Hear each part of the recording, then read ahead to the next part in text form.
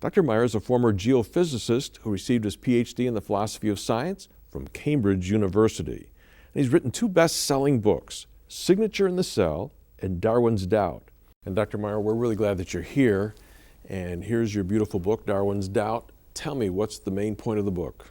Well, in the book, I describe a doubt that Darwin had about the adequacy of his own theory.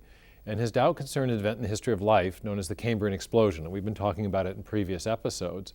The Cambrian explosion, again, is the event in the history of life in which the first complex forms of animal life arise very abruptly in the fossil record. And Darwin recognized that this challenged his picture of the history of life because he thought that complex life should arise gradually through a long process of small incremental variation accumulating over time. And instead what we see is the sudden appearance of these major forms of animal life.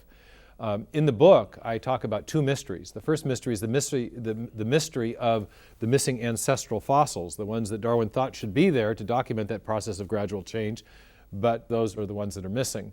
And then I talk about a deeper mystery, and that's the mystery of how the evolutionary process would have built these animals. And that mystery, I explained, has become very much more acute because of everything we've learned about the importance of information, in particular genetic information, for building new forms of animal life. And so the book has an overarching argument as well as a story. And that argument is that the theory of intelligent design provides a better explanation for the origin of the information needed to build these Cambrian animals than any of the current materialistic evolutionary theories or models. Yeah, and I would say that this book really created a storm in the public, all right? And what has been the response of the scientific critics? Well, some of it's been kind of amusing, actually, because there was a major review of the book that was published a month and a half before the book was released by an evolutionary biologist at the University of Chicago named Jerry Coyne, and he claimed that I argued that baby Jesus made the animal phyla, which I actually didn't argue.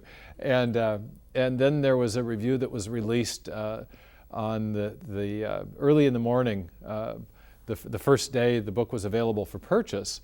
It was a 9,400-word review written by a paleontology grad student from the University of California, Berkeley.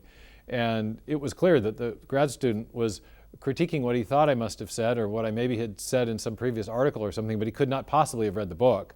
And then a later review was published in the New Yorker drawing on this grad student's assessment of the book, which he clearly hadn't read. And so there was a number of reviews that I would regard as frivolous early on.